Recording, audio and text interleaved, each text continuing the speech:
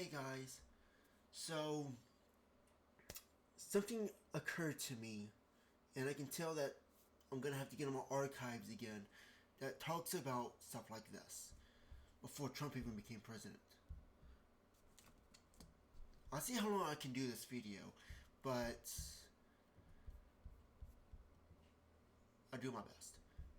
So let's read this. So I already had this conversation with ChatGPT, and I said, people say Trump wants Venezuelan oil, and I'm not sure if that's the case because I think there will still be problems if it's controlled by America and corporations that do business, well, it says do business in Venezuela. Then the corporations will control natural resources of Venezuela, not the United States, and democracy ceases to exist. I'm saying I'm not saying two different things. I'm saying two things here. And we're going to go deeper into this. On one side, I'm saying that corporations would replace the government in terms of regulating the oil reserves. And people would say, well, that's the oil war. Well, there's a problem with saying it's the oil war because actually federal law prohibits that. And I go into detail, not on here, but I go a little bit in detail about why that wouldn't work and why this doesn't look like something that the United States would gain. The federal government nor the United States government gains anything from this. And we'll go into reasons why.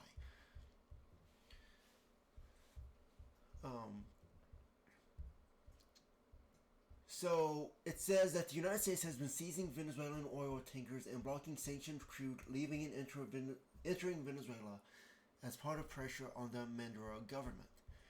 Trump has publicly claimed large amounts of Venezuelan oil will be diverted to U.S. ports and that the proceeds will be controlled by the U.S. government.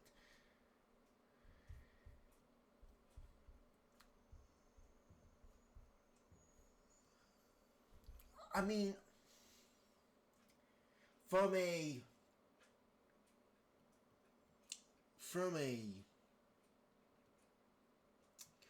what's the word I'm looking for?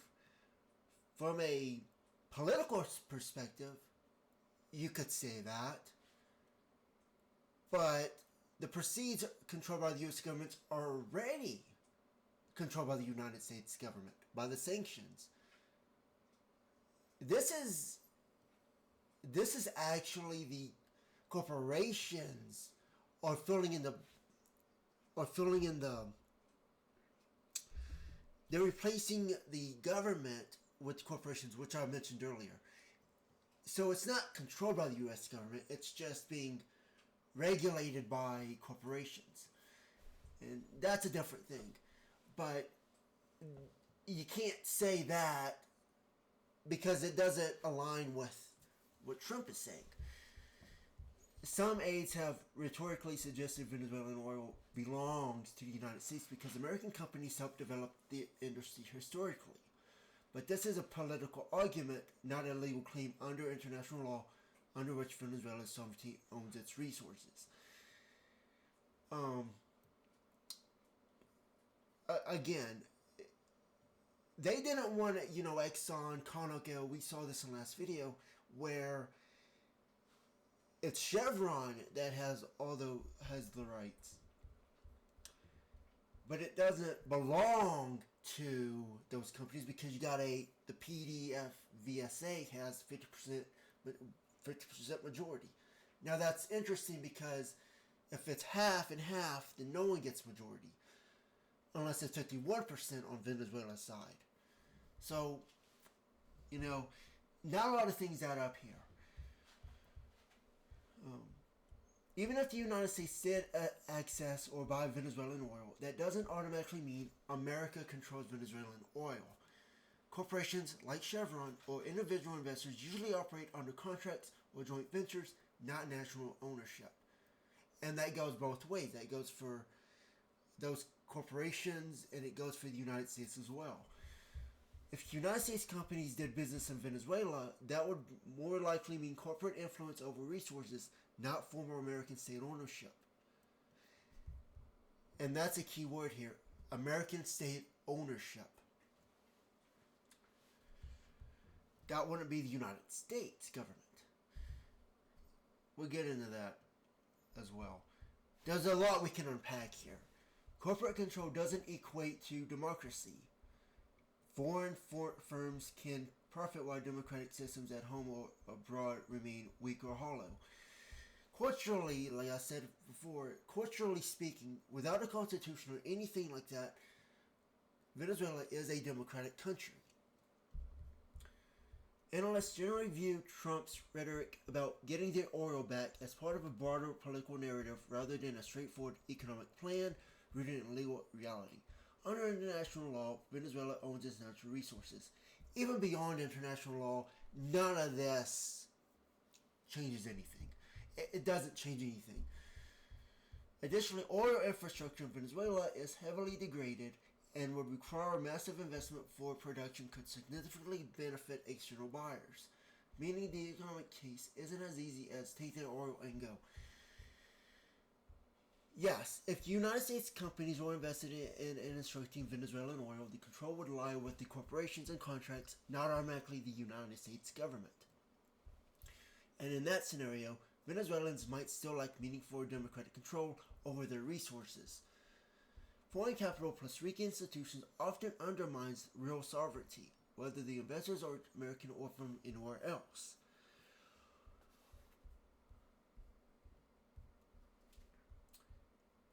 And this is when I say, and this sounds like it would raise oil prices, not lower them.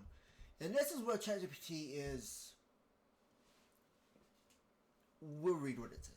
Yes, it would likely raise oil prices, not lower them, at least in the short term to medium term. It would actually do one of two things. It would either raise oil prices, or two, it would not matter. Because they're not going to be using that. It's going to go by demand of what the refineries want. Unless there's different kinds of crude for different purposes. Well, when after it's refined, that is. I don't know much in technical details, but I know that when that different crude, after it's refined and processed, it goes into sorting tanks. You know, and there's densities of oil. You've got the basic stuff, the general purpose stuff, and I think gasoline is above that. Then there's diesel somewhere in there. Then there's kerosene and all that. Then there's, at your highest levels, you get rocket fuel, you get jet fuel. But I think at the very top it's like a foamy stuff, and that's what you use for rocket fuel.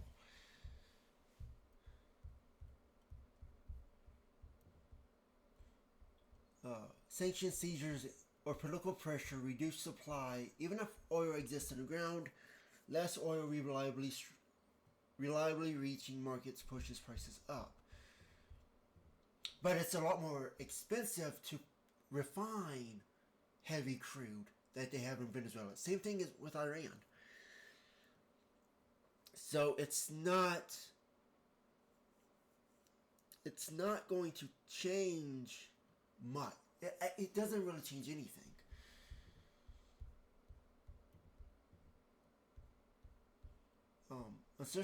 Uncertainty itself raises prices. Traders price in risk when supply demands on licenses depends on licenses enforcement, geopolitical confrontation.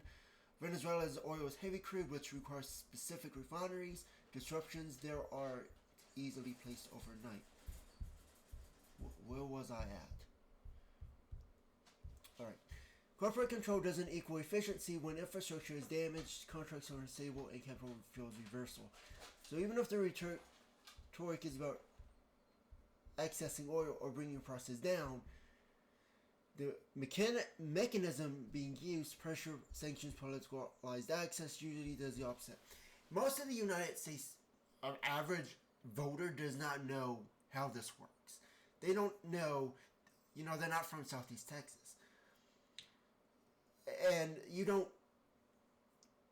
I mean, you might know the basics, but you don't know the technical details.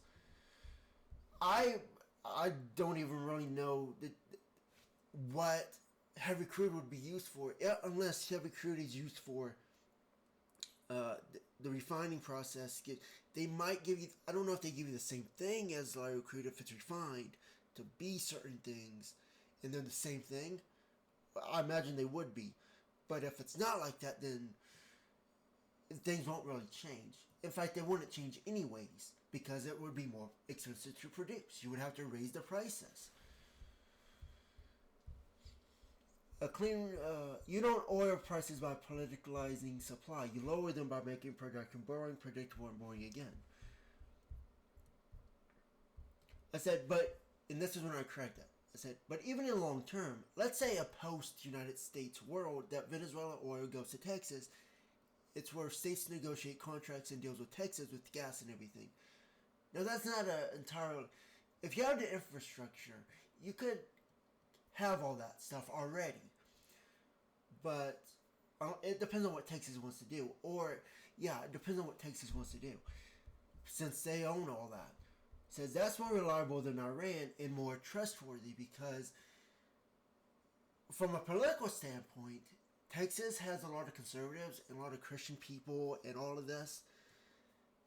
And now, business-wise, they don't care about this. But if you're talking about American Christianism and all that, well, Iran can't be trusted with oil. It's just a religious thing. It's stupid, but you have that. Venezuela doesn't have that problem. He says, yes, even in the long term, a scenario where Venezuelan oil reliably flows to the United States, like the Texas refineries, doesn't automatically mean lower global prices or smooth supply. And here's why, based on current realities. Venezuela technically has the largest proven oil reserves in the world, largely. Sorry, it's getting hot in here when it's really cold outside. I start to itch when I start to sweat. Largely extra heavy crude, but heavy crude is harder and more expensive to produce and refine than lighter grades, needing special processing and diluents, which complicates reliable export and supply, meaning things won't change. Decades of mismanagement, sanctions, investment, meaning Venezuela wouldn't suddenly supply large, reliable volumes.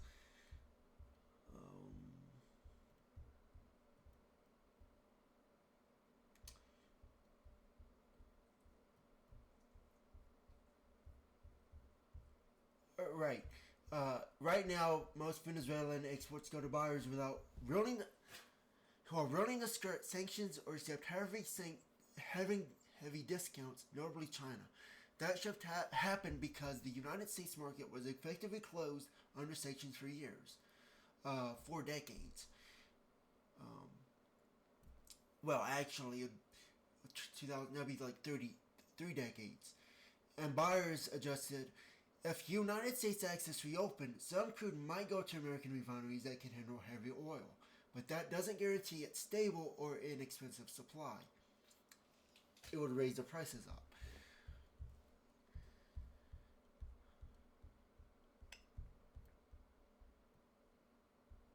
Even if Venezuelan barrels are flow to Texas consistently, global oil prices are driven by all this other stuff, which they couldn't regulate all that stuff in Venezuela, which is why they had to put the sanctions. That's what they had to do.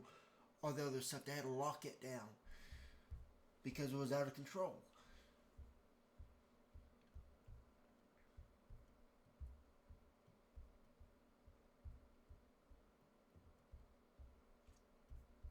Why is it skipping like that?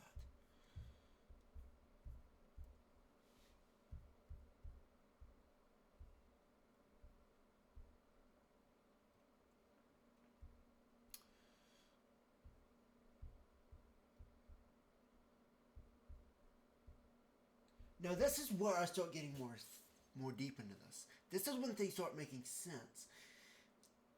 Um, Going back to the president being arrested, well, it would be a sort of protection because it protects Venezuela from becoming unstable. So it's kind of like doing two things at one time. You do one thing and say, well, prices are going to change and all this. Then the other side says, well, we're going to keep it stable because he. And I would agree that he is still the president because the United States is giving him that ability. So, people are being lied to on both sides. Trump's side, liberals, Democrats, even the oil people. See a lot of these memes about Exxon. And Exxon produces Iranian oil. It's heavy crude. That's where the Iran stuff goes. It goes, the Middle Eastern stuff goes to Exxon. So that's why you see a lot of the Exxon stuff. And because it's heavy crude, people think, well, that's going to go to Exxon. Right, but that would change their relationship with Iran. So there's stuff there, and you still have to. You can't have an oil war. Actually, I put down my notes because that is very important to know. Federal law prohibits this, and there's people say different things today. We'll get into that. Also, fun fact too, Chevron was actually, I know this is unrelated, but Chevron was also part of Israel. They were doing the whole Israel thing, transporting Israel oil to the United States. But after the war started, about a week later, Israel told Chevron to get out of there. So there is a bit of a thing about Exxon and Chevron, and that goes back to my archives because about 2 years ago, about 1 or 2 years ago, well, 2023, 2024, I was talking about this before Trump even came into office. What had to happen, what needed to happen under Trump. And well, I think I will probably do that in the next video because I do think I haven't read it since then, but it deals with what we're talking about now. Try to get an understanding of the big scheme of things. So I wrote, it sounds like a guarantee of oil in the event United States falls, which benefits Texas because they have that infrastructure in place. This does not benefit the United States government. This will not benefit the federal government. It doesn't benefit even the corporations. All it does is it provides a way for Venezuela to do business with Texas, where Texas doesn't have to do the nitty-gritty stuff of acting as a country for Venezuela and getting all that. So they're getting all this stuff in place in case that happens. And I bring up that scenario right here. It says, yes, that framing is actually more coherent than the usual they want cheap oil narrative.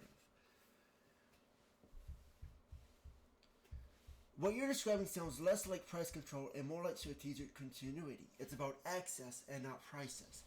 Ensuring that if the United States federal system weakens or fragments, oil still flows through existing hardened infrastructure, and Texas is uniquely positioned for that. A few key points that make your interpretation plausible. Texas already has the infrastructure.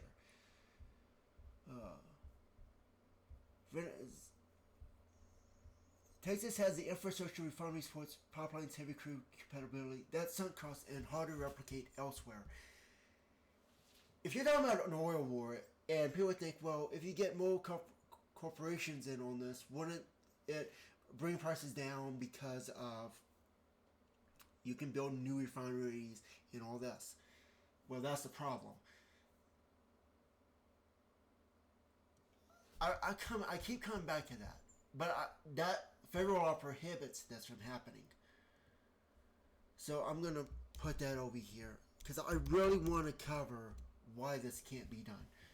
Venezuelan heavy crude is compatible with Gulf Coast refineries, which were originally optimized for it. That's not true for many other regions. In a destabilized or post-hegemonic U.S. scenario, state-level energy security matters more than federal leverage. Long-term contracts and physical logistics are more reliable than geopolitical promises, especially compared to places like Iran, where sanctions, conflict risk, and choke posts persists. This isn't about America owning oil. It's about keeping a supply chain alive even if political legitimacy or global trust erodes, or even if the United States falls. And we still gotta do that video about that. And I'm still thinking about doing that, of all the things I can cover.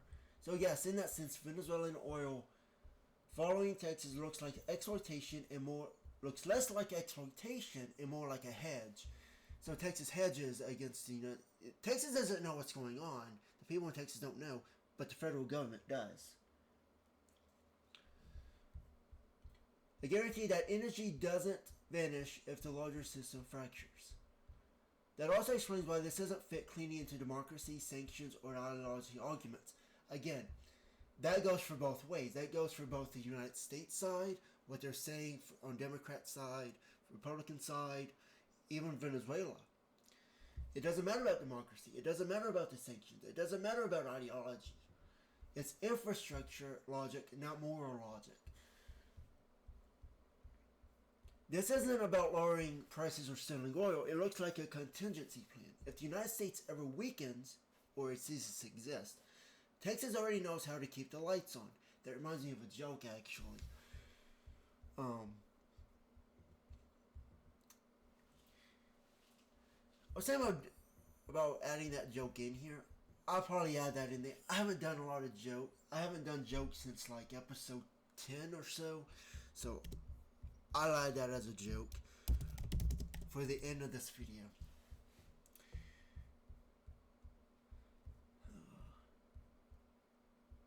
That idea will make people uncomfortable. I said, what do you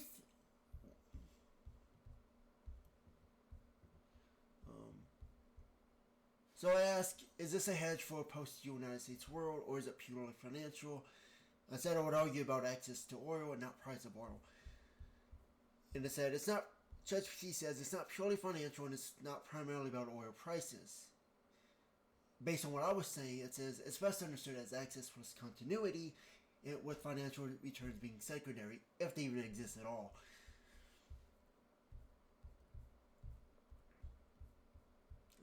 This is about access, not price. If the goal were price, Venezuela is too degraded to move markets meaningfully. Heavy crude is expensive to produce and refine. So things wouldn't change, in other words. Political risk keeps prices higher, not lower. So price logic doesn't hold. Access logic does. Gulf Coast refineries, especially in Texas, are among the few in the world that built to handle Venezuelan heavy crude. Once that access is lost for long enough, refineries are total or shut down, and that capability disappears.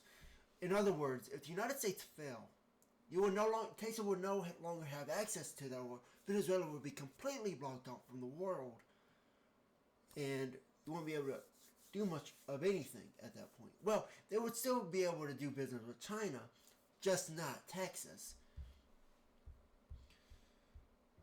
So what you would have to do is build up the reserves back, a lot of these reserves, but again, that wouldn't change prices. You just have a backup plan. The United States does have reserves for when stuff happens like that. Keeping even limited access preserves optionality. So you don't have to use it, but if it's there, it's good to have, especially in large supply like that. That's not speculation, that's infrastructure strategy. Is it a hedge for a post-United States world? Not in a dramatic America collapses tomorrow sense, but yes, it functions as a hedge against instability. Or if someone was to happen and you say, well, Iran is trying to take over the Texas, well, you got Venezuela. which still has connections to China, but at least they have a barrier there in terms of oil. It's not religious. It's not. China is atheistic, so that wouldn't be a problem. Think of it as planning for declining federal coherence, increased sanctions weaponization, fractured global trust, or reduced U.S. ability to enforce outcomes abroad. In those scenarios, physical supply chains matter more than ideology or treaties, which Iran is. Texas doesn't need the United States to be dominant to remain functional. In fact, this is the big thing about United States. Texas. Houston is known as the energy capital of the world. They do all the trading stuff, all the computers over there. Fun fact, Chevron's main business is not headquarters, but their main business office is in Houston, and it's where Enron used to be. So yeah, they used the building that Enron used to have, which is also energy related, and they did oil too. But yeah, this is where it all goes to, and why Chevron is a huge, huge thing for Texas, not Exxon. So that hedge isn't post-American, it's post-assumption. Post-assumption that the United States can always dictate global flows. So it's like they're pulling back of the sanctions and all that. Why this isn't corporation, well, at least it seems that way. Why this isn't corporations controlling Venezuela yet?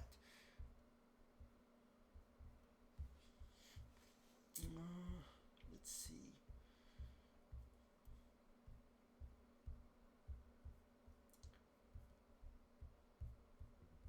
So what is it really?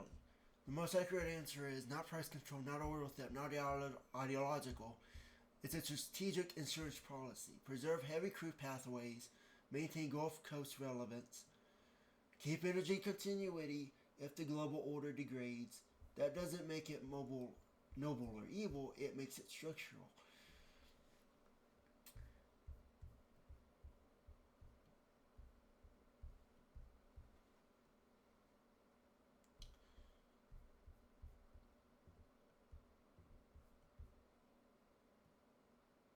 So, um,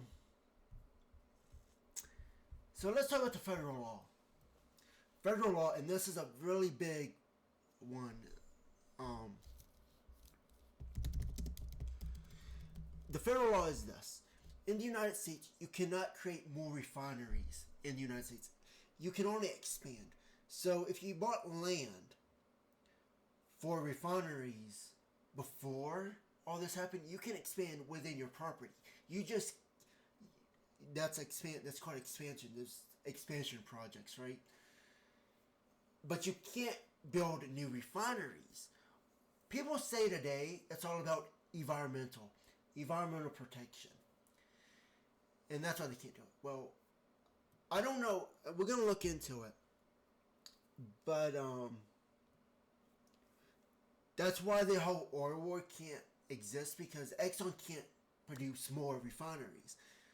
Chevron can't produce more refineries. They can't expand to New Orleans. They can't expand to Lake Charles. They can't expand to all these Louisiana area territory because the federal law prohibits it. But Texas already has all this stuff in place to handle that. But it wouldn't change. It wouldn't change demand. You couldn't do it. You couldn't. I mean, you could do expansion, but you can only do that so much. And fun fact: Port Arthur, Texas, produces 1/3 of all gasoline in the United States. All your oil stuff, 1/3 of it is produced by Port Arthur.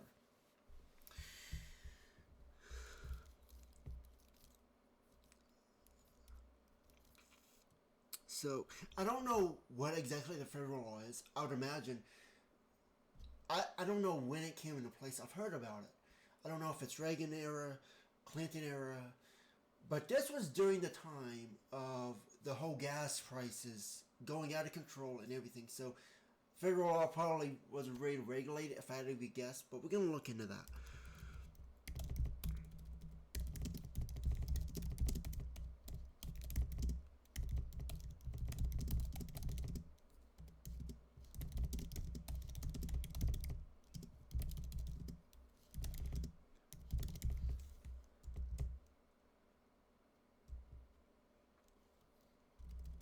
To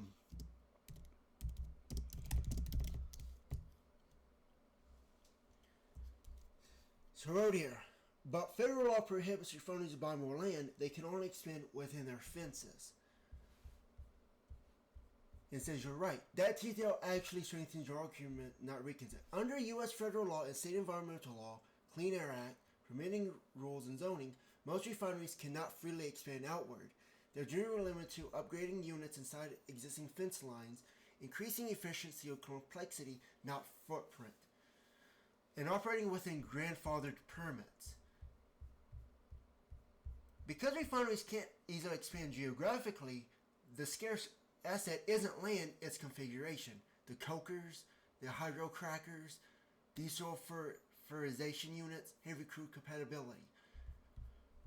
Those capabilities are path dependent, road slots that are extremely hard to rebuild elsewhere in the United States. For example, you can take down the older stuff and expand it to create bigger and better things. However, you can't rebuild what you just lost somewhere else. Well, a lot of that is just because Clean Air Act and all that.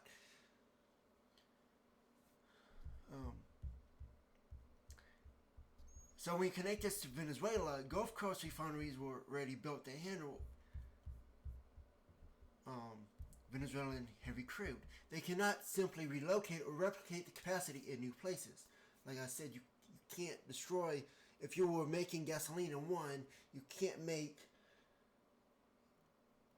whatever will replace gasoline if somewhere else. Geographically speaking, if access to compatible crude disappears long enough, those refineries either retool permanently for lighter crudes. And this is what I'm talking about when we're talking about access. If you lose access to Venezuela, and Texas doesn't know how to do deals with Venezuela from as if it was running its own sovereign country, if you don't know how to do that, then you would bring it down and, you focus more on gasoline. So it's you have to work with what you have.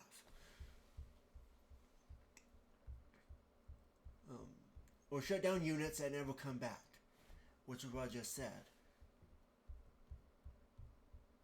Because you lose access to it. Preserving access keeps those configurations economically alive.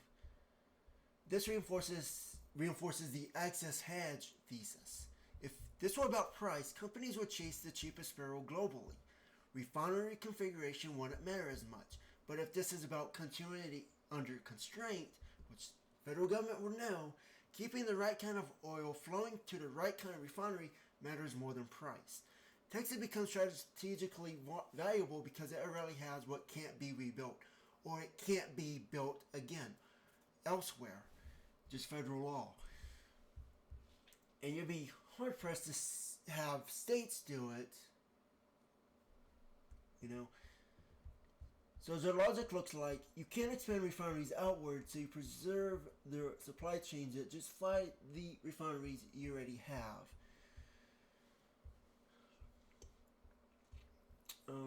That's not ideology. That's industrial inertia management. U.S. refineries can't just expand or move.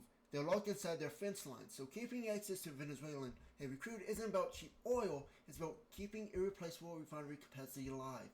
And if you just focus on heavy crude, prices would go up. Because it's more expensive to produce. It takes a lot more. You have to burn, you got to create a fire. You got to have fuel to do that. It takes a lot more power and a lot more energy to create that. Well, power and energy, those are different things. I meant to say energy, not power. That line correctly explains everything without sounding alarmist, and it shows your things not politically.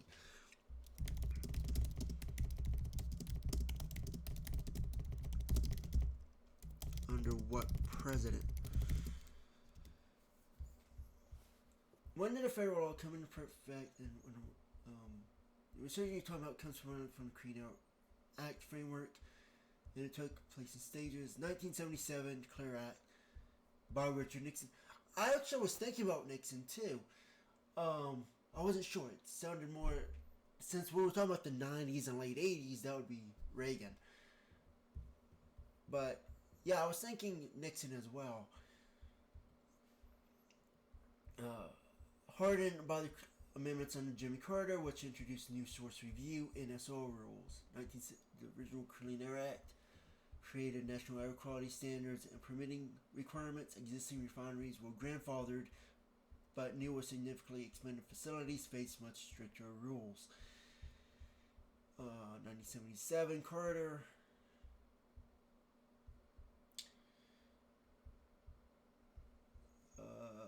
Made it legally and economically difficult for refineries to expand beyond existing footprints. It's adding fancy words when it says footprints. But I guess politically, if you're talking about the refineries themselves, they would speak in that language. But for an average person, you wouldn't be using that language. Add major capacity without triggering full modern compliance, or relocate heavy crude processing to a new land. From that point on, refineries learned a hard lesson. Also, heavy crude, because of how much energy it produces, it will produce a lot more. It will go against the Clean Air Act. That's another thing you can think about. Because it takes more energy, therefore it would take more... add more... well, it's steam, but there can... people don't like that. They think it's smoke when it's actually steam. But if you were to add it somewhere else, then that's more pollution, I guess. I mean, steam is a type of pollution, but technically. From that point on, refineries learned a hard lesson. Expand inside the fence line or don't expand at all. Later presidents Reagan, Clinton, Bush, Obama adjusted enforcement's interpretation, but the core constraint never went away. Yeah, Reagan and Clinton, 90s, early 90s, Bush, you'd be talking about, if you're talking about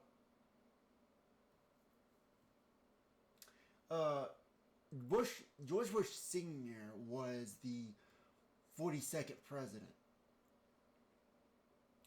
And, was he the 41st? I think Reagan was the 41st. I think it was Reagan, Bush, Clinton. Unless it was Clinton. I don't remember. I was thinking about that the other day, actually. I was thinking, who was the president after Clinton? I don't remember.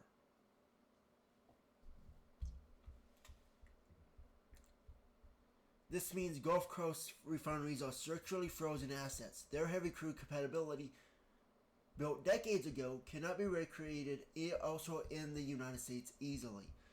Preserving compatible supply like Venezuelan crude is about keeping existing capacity viable, not building new power.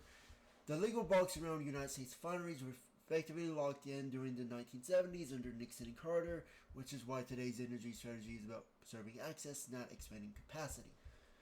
Which is why you can't bring prices down, you can't have competition between Exxon and Chevron, and all that. It's definitely regulated.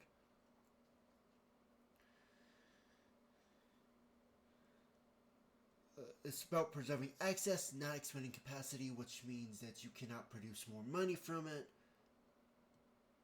And if you were talking about, even if you switched everything to heavy crude and you pushed it out to consumers and you have higher prices, well, you've actually artificially inflated the price of gas, price of oil.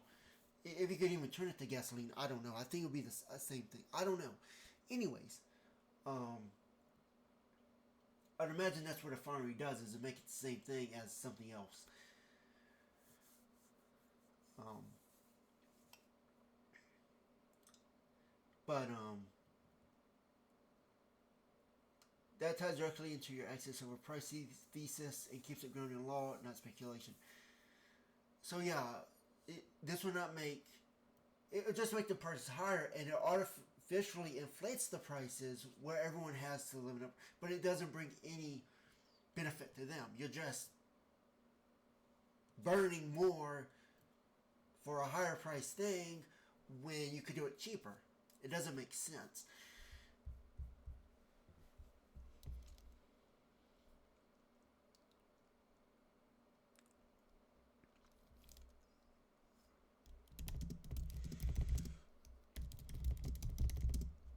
Let's say higher grade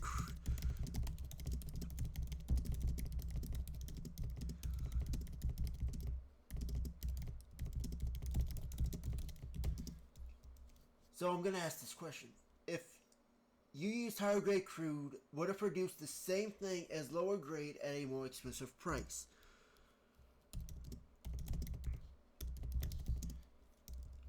I think. Let's see what it says. It says no, using higher grade crude in refineries designed for low grade usually produces different outputs at higher cost and lower efficiency, not the same products at a higher price.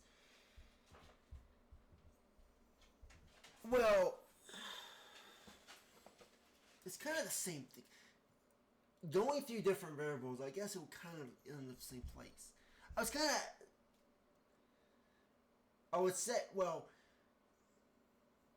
that depends on what you identify the thing as. I meant materialize. Materialize. Would it be the same thing? Could a gas be gas? Or would it be something else? Would it be used for different... Could it be gas for a car? It says, no, using higher grade crude in refineries designed for lower grade crude usually produces different outputs, which means lower, at higher cost, which higher... Not the same products at a higher price. But if it's lower supply, which is output, at a higher cost, then that would mean it'd be higher price to the consumer.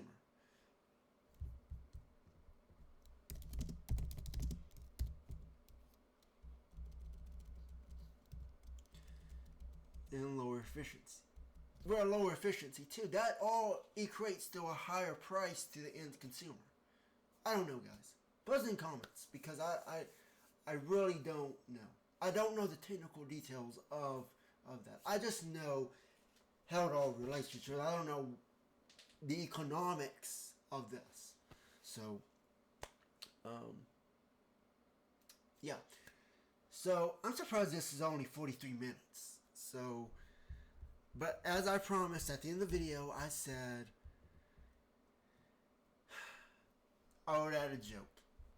How to keep the lights on. Okay.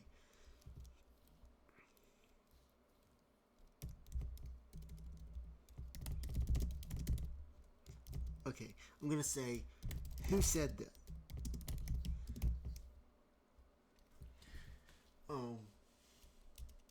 It was hard as a joke. I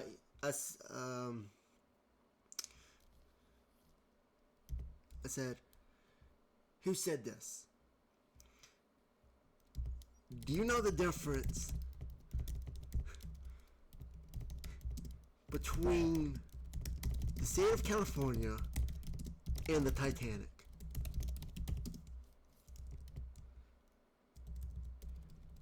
I don't know why I spelled that so wrong. My hands are actually cold right now. It's really cold outside. It's like, well, it's 43 degrees, but they said we were expecting snow. We don't have snow yet, although I do know it was sprinkling when I was out there before I did this video a little bit.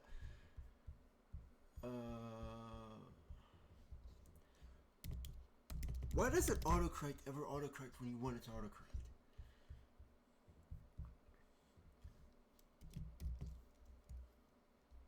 I said, who said this? Do you know the difference between the state of California and the Titanic?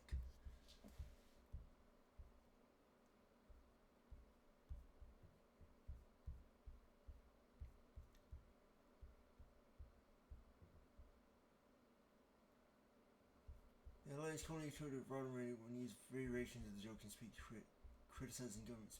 But typically began again with the technique of one stop spinning. What? I've never heard that in my life. And I don't know what spinning would have to do with the Titanic.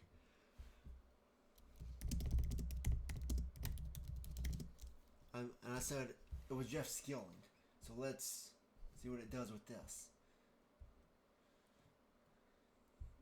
It's a Houston joke.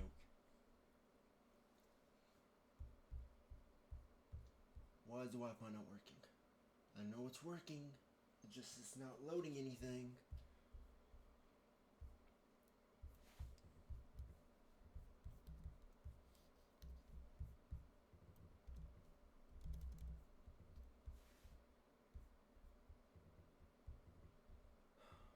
I'm gonna do it, and then I'm gonna see if it loads. Cause I think it's the internet, honestly.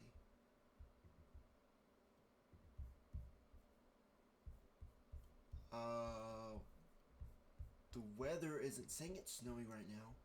It's saying that there is precipitation. Oh wait, it's sleet starting in 17 minutes.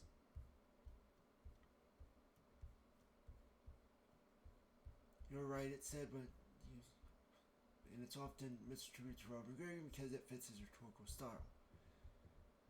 I think that's only you that's saying this, ChatGPT. So anyways, behind the joke,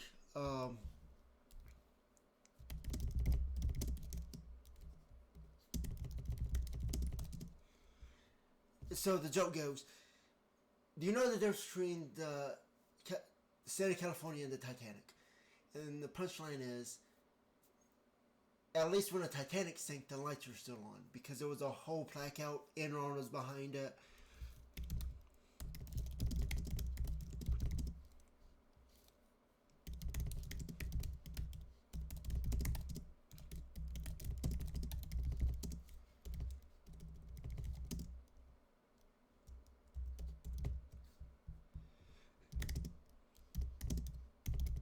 When the Titanic sank, the lights were still on.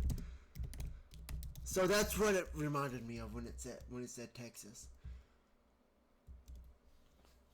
It said it was in reference to California and Enron was causing blackouts to cover for losses, and at least when the Titanic sank, the lights were still on. Yes, that's the correct context. Jeff Skilling made the remark during California's early 2000 energy crisis, when Enron traders were deliberately manipulating power markets to create shortages and blackouts to mask losses. And the punchline was that at least when the Titanic sank, the lights stayed on. A dark joke that captured both the cynicism and the abuse of infrastructure for financial cover. What makes it relevant to your broader point is that it shows how control of energy access, not just price, can be weaponized, and how narratives later get simplified while the structure of reality gets forgotten.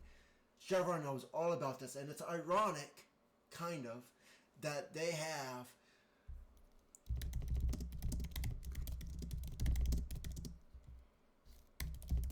it's downtown Houston. Where is Chevron located in Houston, Texas? It's 1400 Smith Street, and also has significant nearby, including 1500 Louisiana Street, as well as regional business units operational opposite in Houston area. Enron also owned those.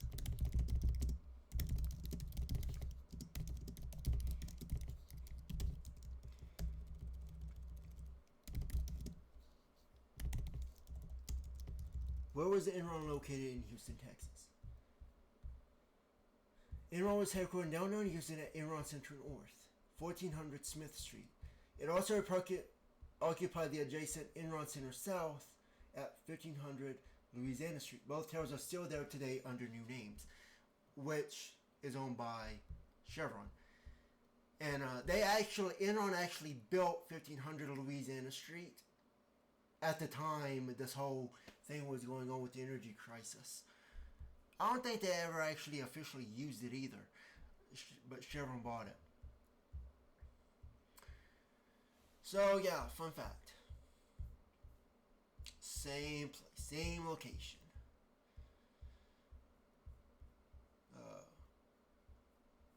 After relocating its headquarters from California to Houston.